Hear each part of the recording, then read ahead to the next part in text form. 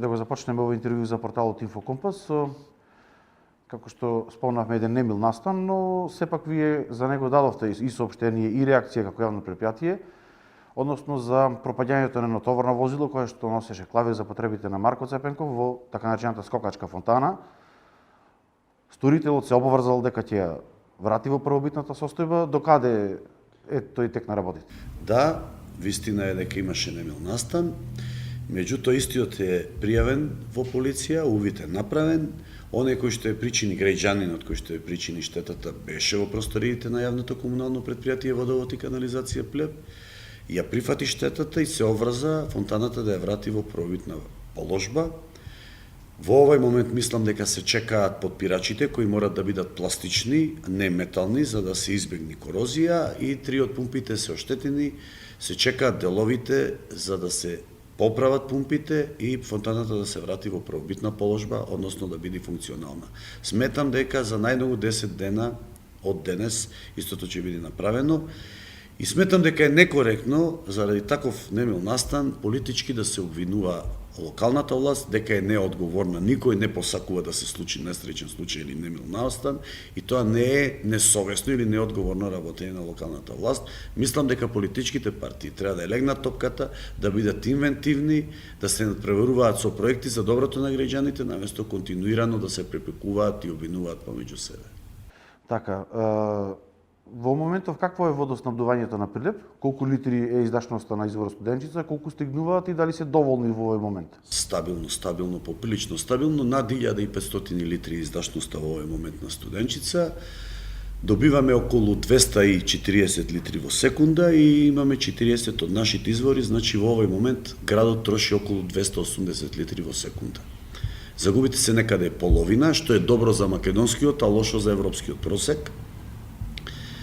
Меѓутоа, морам да напоменам, не знам понатаму дали имаме простор да разговараме за тоа, дека исклучително критична беше состојбата во ноември, декември, па и октомври, да речам, и почеток на јануар месец, се до Божик, кога Студенчица имаше најниско ниво на издашност. Го собори ланскиот рекорд, издашноста беше помалце од 450 литри во секунда на изворот Студенчица, а се снабдуваат 7 општини. Ако имате во предвид дека инсистираше државата Осломеј да функционира, да работи, бидејќи немаше доволно производство на електрична енергија, требаше да се внесува, 100 литри во секунда до 120 одеа за термоцентралата Осломеј. Прилеп добиваше негде помеѓу 80, 70, 80 и 100 литри во секунда, а градот во тој период на минусни температури, бидејќи граѓаните ги оставаат и чешмите да течат плашејќи се од замрзнување, трошеше повеќе од 330-340 литри во секунда. Лански поставениот воден режим годинава веќе го усовршивме и немавме никаков проблем да доставиме доволно количество на вода за пиење до секое семејство во Прилеп. Особено внимававме да има секое семејство вода за пиење во високата зона, бидејќи за ниската зона, како што повеќе пати имам кажано, имаме повеќе решенија и во последно време немаме проблем околу доставување на доволно количини на вода за пиење. Да, откако се воведе овој нов начин или нов режим на текот на водата низ градскиот цевовод, дури и високите зони немаат проблем со водоснабдувањето, дури и во вакви екстремни случаи? Имаат можеби највисоките делови од градот, на надморска висина од 710 метри, малку ослабен притисок во поодделни делови од денот, но да имаме недостаток комплетно да немаат вода за пиење, не се случи оваа година ниту еднаш. Од моментот кога го воспоставиме водниот режим, качуваме вода од бунарите до препумпната станица до стариот Варошки резервоар, кој што е лоциран во дворот на станицата за третман на вода или пречистителната станица. Имаме таму инсталирано пумпи и ја препумпуваме водата директно во 400-ката, тоа е цевка со диаметар фи 400, кој што го снабдува со вода високиот дел од градот, тоа се населбите Варош, Тризла, Рит, горниот дел од Точила и покрај автопат, Автомото, Сојузот и покрај автопат Којчите. И количеството на вода во целост, кое што го добиваме од Студенчица преку ден, го носиме преку 400-ката до високата зона, а недостатокот го надополнуваме со препумпување на вода во 400-ката реков од стариот Варашки резервоар. На тој начин успеваме да направиме таков воден баланс и воден режим, секоја куќа во градот во секој момент да има доволно количини на вода за пиење и за остварување на другите потреби во текот. Дали во овој момент се вклучени бунарите? Не, во овој момент имаме сосема доволно вода од Студенчица. Бунарите ги вклучуваме само тогаш кога Студенчица нема доволно количество на вода да ни дистрибуира. Кога Студенчица има вода, немаме потреба да ги вклучуваме бунарите. Водата од Студенчица е исклучително квалитетна, многу поквалитетна од бунарската вода. Мислам дека е една од најквалитетните води во Европа. Ниту економски причини имаме, ниту имаме потреба да ги вклучуваме бунарите за производство на понеквалитетна вода од онаа која што ја добиваме од Студенчица. Дали каков е европскиот просек по глава на жител за потрошувачка на вода, а каков е оној во Прилеп? Во Прилеп е негде под 50%, нешто под 50% загуби имаме, а европскиот просек е од 25 до 30%, а македонскиот негде од 70 до 80%. Ние сте негде на средината помеѓу европскиот и македонскиот просек. Еден граѓанин треба да троши просечно некаде помеѓу 5 и 7 кубни метри во месецо, во еден месец. Значи едно семејство четворочлено би трошило негде околу 20 метри кубни во текот на месецот. Ако штеди помалку, ако не е доволно внимателно, повеќе. Ја го зборувам за просек, за еден просек. А негде фактурираме, значи фактураната вредност кон граѓани нас ни е околу 2,5 до 3 кубни метри во текот на месецот. Согласно податоците кои ги имаме за бројот на жители, се разбира, попис нема одамна направено, па ќе видиме доправа, ќе видиме колку жители практично има општина Прилеп. Или би требало да видиме, зависно колку ќе биде успешен пописот во наредниот период. Да се надеваме дека ќе успее таа операција. Еден од факторите за да се спречи тој губиток на вода што го имаме е и реновирањето на цевките. Реконструкцијата, односно замената на старата водоводна мрежа. Водовод тоа секоја година го прави. Докаде сте со тие инвестиции? Водовод, мислам дека во комунална вредност има реконструирано најмногу во нашата држава. Повеќе од 50% негде ни се реконструирани линиите, во последните 2 години реконструиране или пуштивни нови линии повеќе од 20 километри.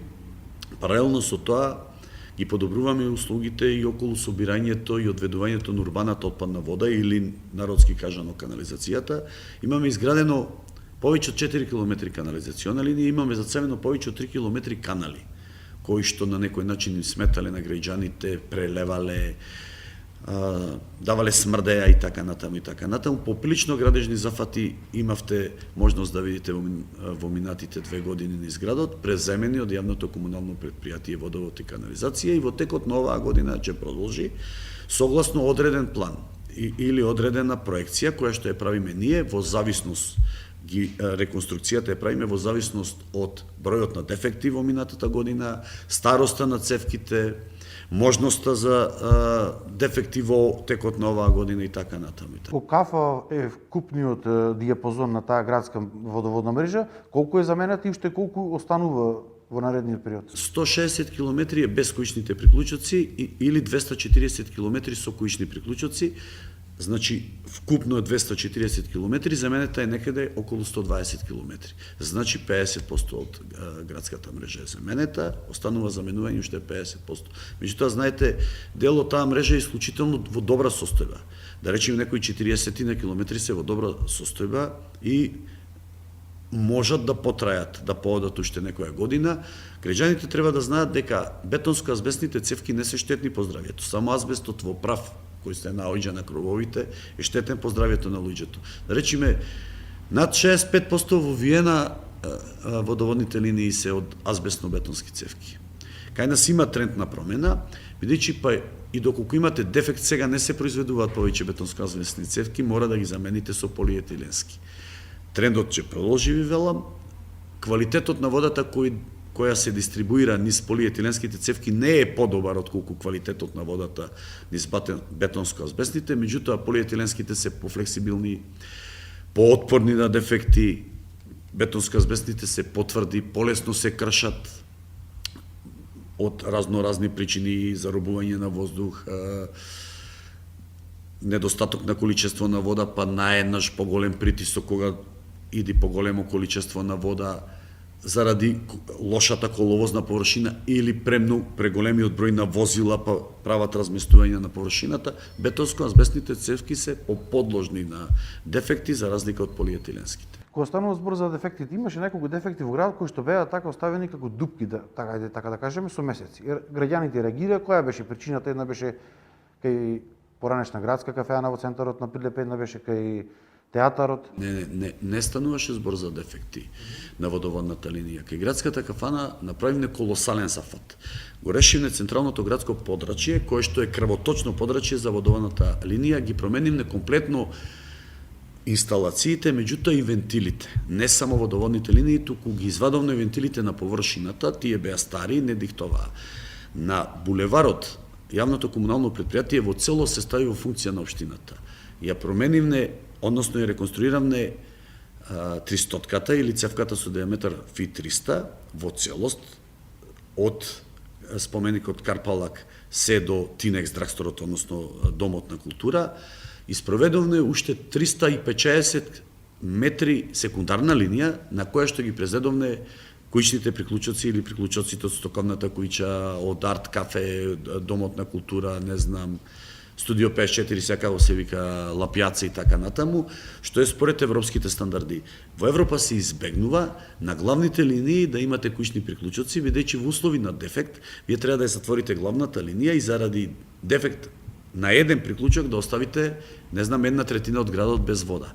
Се практикува покрај главните линии, големите со диаметар цевки кои што го снабдуваат најголем дел од градот со вода, да се инсталираат секундарни линии на кои ќе ги преземите кујчните приклучоци. Ние во целост променивме целокупната инсталација под земја, секундарни линии исто така спроведовме, меѓутоа комплетно ги менивме и шахтите, и вентилите, и хидрантите, кои што беа приклучени за тие водоводни линии, а беа стационирани негде кај градската кафана. Заради тоа, подолго време таму имаше оставено простор за изведување на водоводните на вентилите на водоводните линии. Додека кај Тинекс кафаната не беше по наша вина, за да го намалиме трошокот од санирање на коловозните површини, ние навреме ги изведовме приклучоците на водоводните линии спрема Липа и спрема автобуската, старата автобуска станица, меѓутоа, бидејќи булеварот, нели, реконструкцијата на булеварот беше во тек, требаше да се изведи електричната инсталација. Па замолија луѓето кои што требаше да изведат електричната инсталација на веќе отворените, нели, пресечениот асфалт и отворените кратери во истите или покрај нашите линии да изведат електричната инсталација и ние нив ги почекуваме за да почнеме со санирањето практично на коловозната површина. 2 недели мислам дека подолго стоеше отворена тука, да речам, дупката, заради изведувањето на електричната инсталација за потребите на новиот булевар. Мислам дека секаде јавното предпријатие треба да практикува промена на водоводните линии кога реконструира, што не било во минатото случај.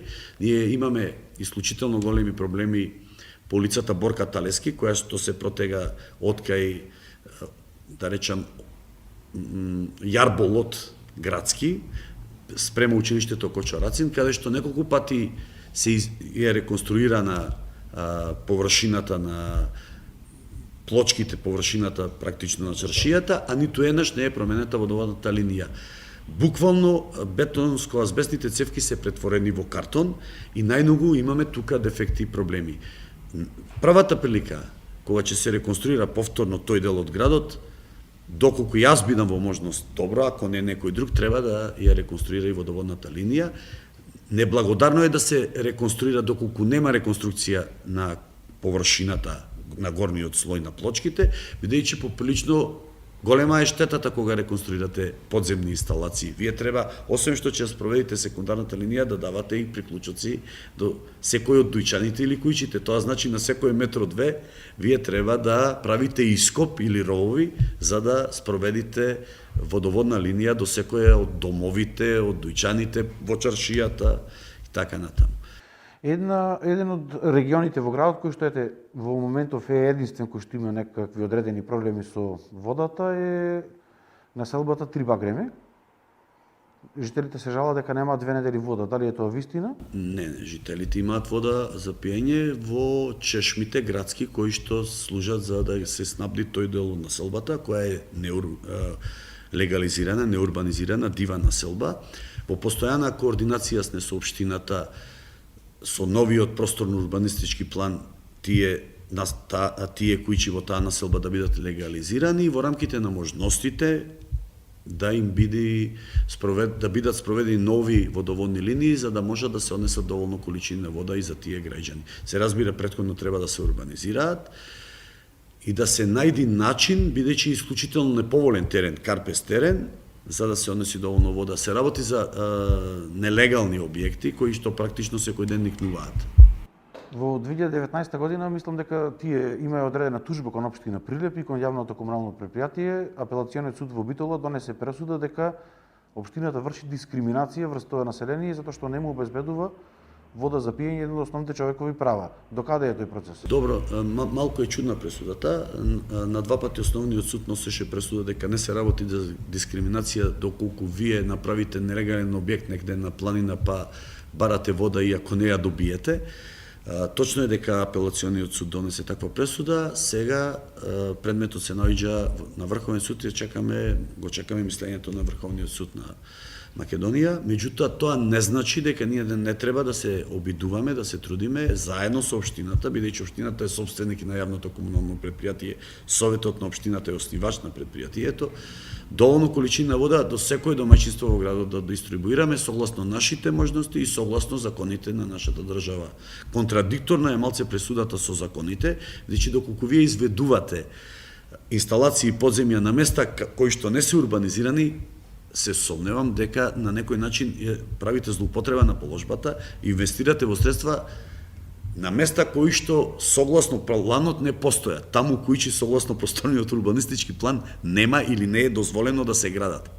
Ме разбирате? А во исто време секој граѓанин апсолутно има право да добие вода за пиење, кое што во крајна линија па и чини, кошта. Водата за пиење во нашата држава се уште е со пари.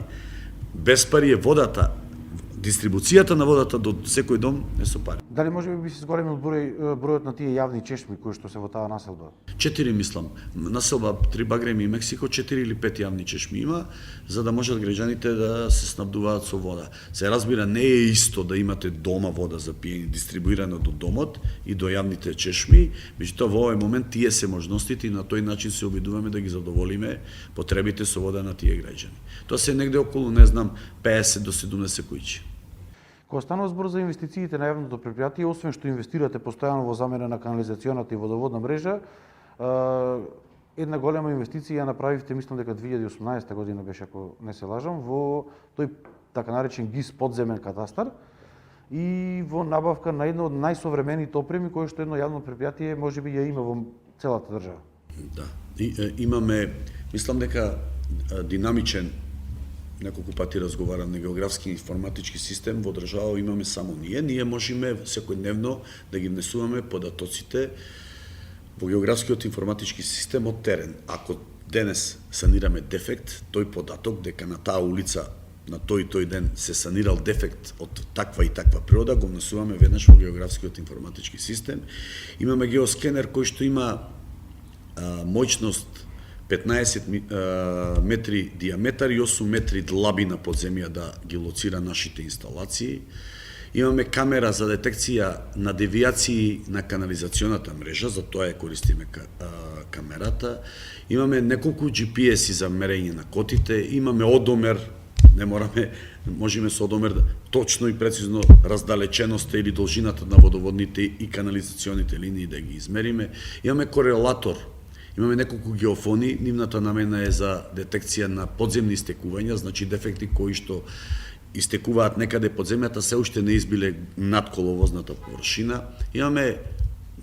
Имаме локатори за секаков вид на материјал под земја, железни, феромагнетни материјали, пластични материјали. Намената нивна е... Колку тоа сето помага во овие 2 години? Апсолутно многу.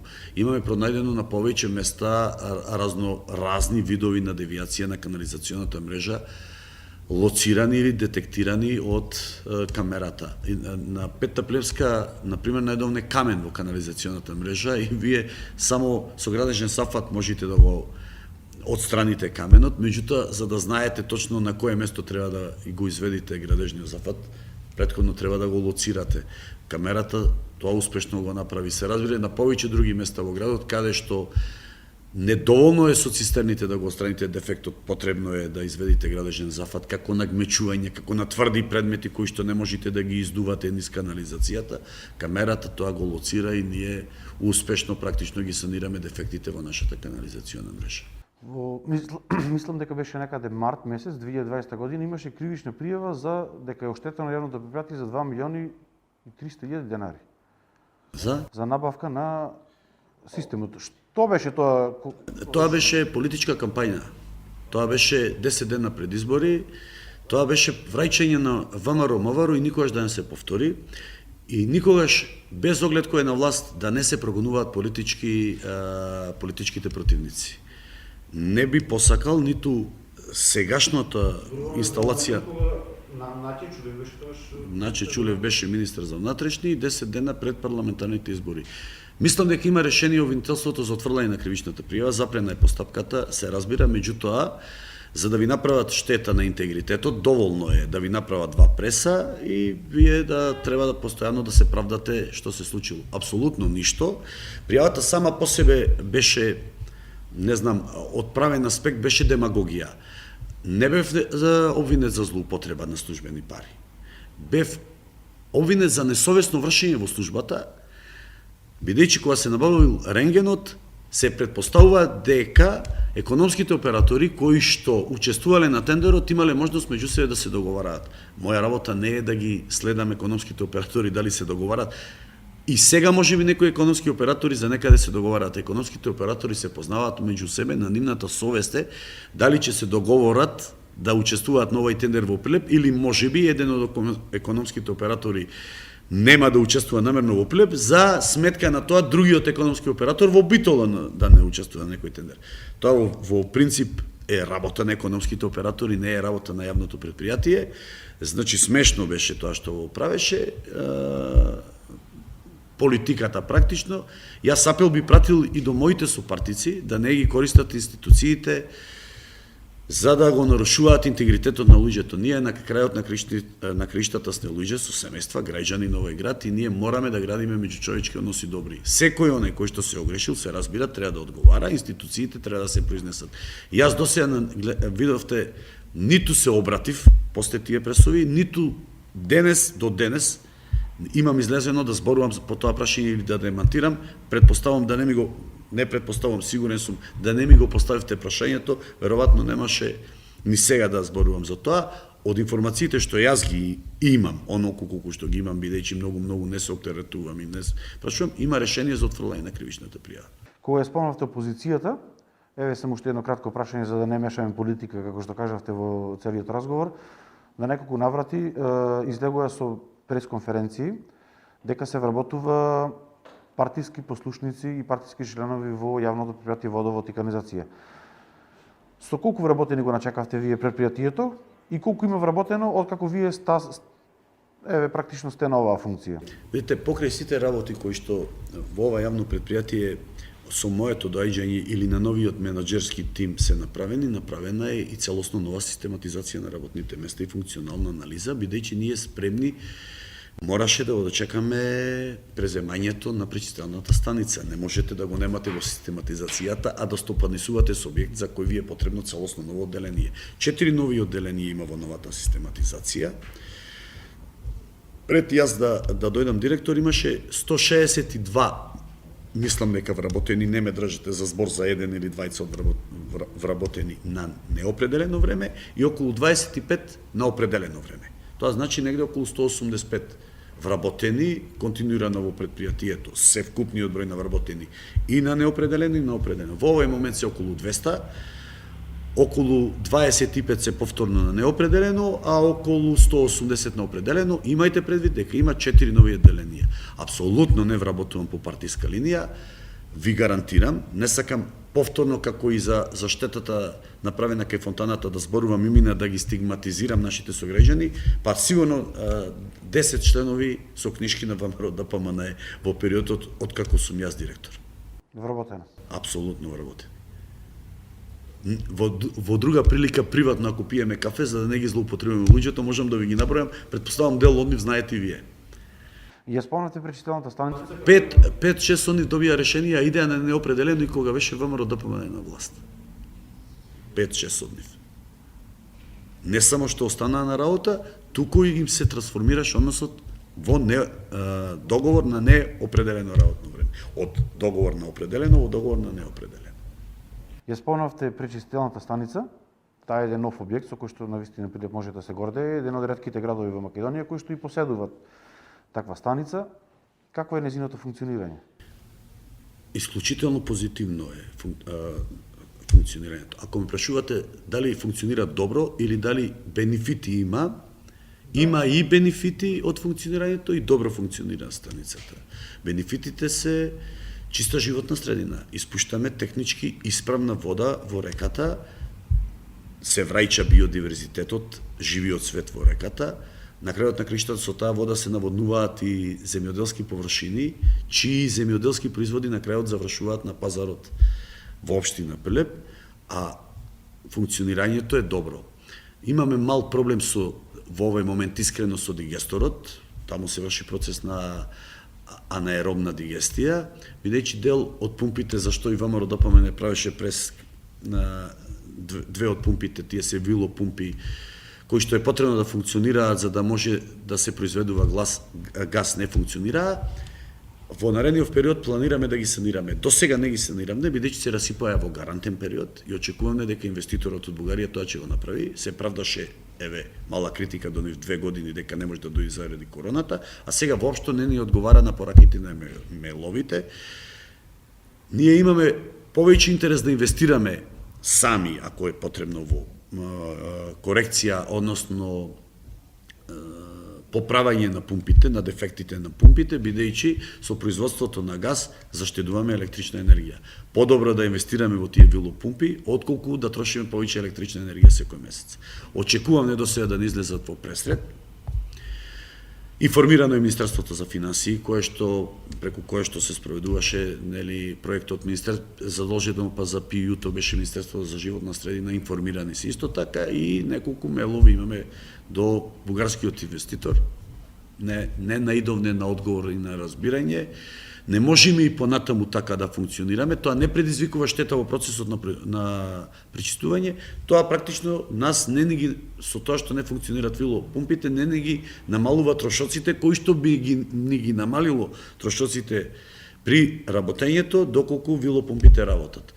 Од тамутињата, од како ќе се носи во дикантерот, чистата вода се испушта во реката. Вишакот на тиња треба да се врати назад во секундарниот таложник, каде што повторно се одржува процесот на аерација, се одржуваат во живот микроорганизмите, така функционира практично пречистителната станица. Тињата во сушните полиња на време имаше проблем за одлагање на депонија, дали се реши? Не, комуналец е задолжен за одлагање на тињата и за тоа има одредена цена. 1000 денари од метар кубен ние му плаќаме на комуналец секогаш кога ќе подигне тиња. Значи комуналец ја подига и ја складира согласно правилата и прописите во Македонија. За тоа треба да се информирате од комуналец. Има точно определено прописи, иако моето мислење е дека не ни се складени законите со Европа. Во Англија, например, таа тиња, дури и несогорена, се користи за џубрење. Буквално како вештачко џубриво. Дури и во станици каде што нема метан танк или каде што не се врши процес на дигестија, каде што тињата не согорува.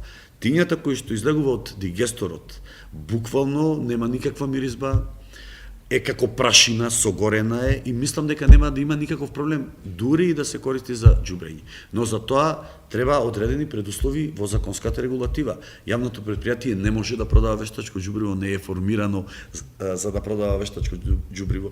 Потребно е државата да направи стратегија што со тињата која останува од пречистелните станици. Генерална државна стратегија и таа стратегија понатаму да се спроведува, а јавното комунално претпријатие да се вклопи нормално во државната стратегија. Таква стратегија досега во државава се уште нема.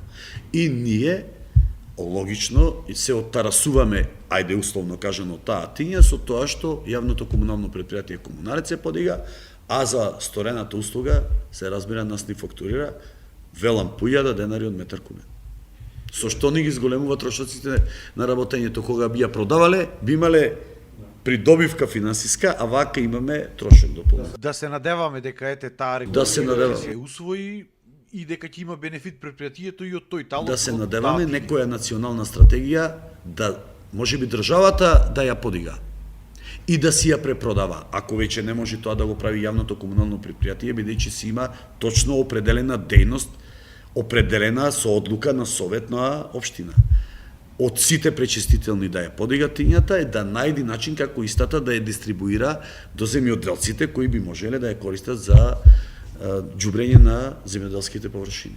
И еве за крај, директоре, во каква финансиска состојба се наоѓа водовод и канализација и кои се вашите планови за 2021? Беше во добра ситуација и кога дојдов. Имавме негде околу 17 милиони денари долг, сега е негде 19, кон Министерство за животна средина, секторот за води. Должни се сите предпријатија, никаков друг долг по основ на даноци, придонеси, здравствено, пензиско осигурување предпријатието не е должно. Должно беше некои 4-5 милиони кон економски оператори добавувачи и во овај момент мислам дека околу 2-3 милиони тие се тековни обврски кои ги сервисираме е должно, значи финансиската состојба на предпријатието е добра, предпријатието е финансиски ликвидно и ја можам да ветам се дека јас сум дел од ова предпријатие, тој тренд ќе продолжи. Понатаму не знам. Знаете, во јавните предпријатија нема премногу финансиски средства. Вие не сте профитабилно предпријатие. Финансиската ликвидност треба да биде 0,5%. Практично, приходите кои ги остварувате треба да ги усогласите со трошоците, а за тоа, согласно позитивната законска регулатива во државата, е задолжена регулаторна комисија. Со недомајчинско работење, состојбата веднаш може да биде лоша. Вие не можете да трошите повеќе од тоа што вадите. Тоа е исто како во едно семејство, доколку во куќата ви влегуваат 700 евра, не можете да трошите 1000. Ако трошите 1000, ќе станете логично задолжени и неликвидни. Околу инвестициите, плановите за 2021?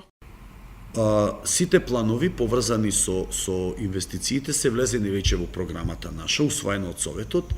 Најголем дел се околу градежни зафати за реконструкции на водоводни линии, дел од проблемите и околу канализацијата треба да решиме. Во моментов решаваме еден проблем горе во Тризла, еден на улица Целе Мавровски, заедно со Београдска. Тие луѓе таму не им е асфалтирана улицата, имаат проблем со поплавите од Маркови кули кога има поројни дождови. Спроведуваме атмосферска канализација, после тоа општината треба да ја асфалтира улицата. Сакаме да набавиме скада. Скада имало во 2008 година, 2009 набавено од Сименс опрема, од Индас, некое предпријатие од Нови Сад. Ја, бидејќи кога дојдов, дел од скадата беше целосно уништена, се обидов да се информирам дали може да биде вратена во функција. Кога посетив предпријатието кое што имаше инсталирано скадата во Нови Сад, дојдоа стручни лица од предпријатието тука и кажаа дека Сименс повеќе ваква опрема не произведува и дека скадата е целосно нефункционална. Зошто уништена? Затоа што технологијата оди напред. Она што е уништено, ако не се произведува таков или сличен дел, не може истиот да се замени за да стане функционална скадата. Ме разбирате? Но како дошло до уништување на скада систем? Со тек на време и со неодржување доволно. Мислам дека на Топташ заради удар на гром, слично нешто на Барбарас, некој дел е дотраен, се расипал, не се сервисирал на време, а Сименс престанал да го произведува и во овој момент ние имаме, практично немаме скада систем. Моја пракса е секогаш да ги слушам советите на раководителите, секторски и одделенски. 2 години инсистира раководителот на инвестиции, да ви кажам искрено, да набавиме нова скада, бидејќи старата не можеме да ја вратиме во функција. И најверојатно оваа година ќе имаме постапка, тендерска постапка за да набавиме нова скада систем, кој што ќе го поврзиме практично со географскиот информатички систем и во секој момент на тој динамичен гиз ќе имаме податоци за дотокот во секоја од местните заедници на вода во секој момент и произведените количини како од студеница, така од изворите, бунарите ако се во функција во тој момент и така натаму. Отприлика тие се две поголеми инвестиции кои ги планираме, бидејќи горе-долу ние сме технички поприлично напред во однос на сите јавни предпријатија во држава, не сакам да бидам нескромен да кажам. И наша должност е, должности на секој наредно раководство, мислам на јавното комунално предпријатие, да инвестира во дигитални водомери. Се добива многу. Прво, навремено се отчитуваат, немате проблем на нечитање на водомерите кои што во овој момент зависат од човек, од инкасатор. Па, знаете, не ви е прочитан 3 месеци водомерот и наеднаш сте во претплата 50 кубици или па треба да доплатите, не знам, 50-100 кубици на предпријатието, па се револтирате. Викате што ми е гале, читајте си на време. Во услови на корона многу тешко е да го заштитите здравието на луѓето, вработените, на граѓаните, а и на време да ги читате водомерите. Водомерите со радиомодул даваат можност за далечинско отчитување и навремено отчитување континуирано на состојбите на водомерите на граѓаните. Имаше околу 300 неисправни инсталирано 300 неисправни дигитални водомери, во овој момент се околу 1700 и оваа година планираме да инсталираме околу 1000, со што би инсталираме околу 3000 во овие 4 години водомери дигитални. Не оставате простор за манипулација. Например, доколку го извадите водомерот и го завртите, кога поминува читачот, кажува овај водомер ичитал 30 кубици во еден правец и уште 12 во спротивен правец. Не се намалило од 30 на 18 кубици, туку покажува дека се потрошени 42.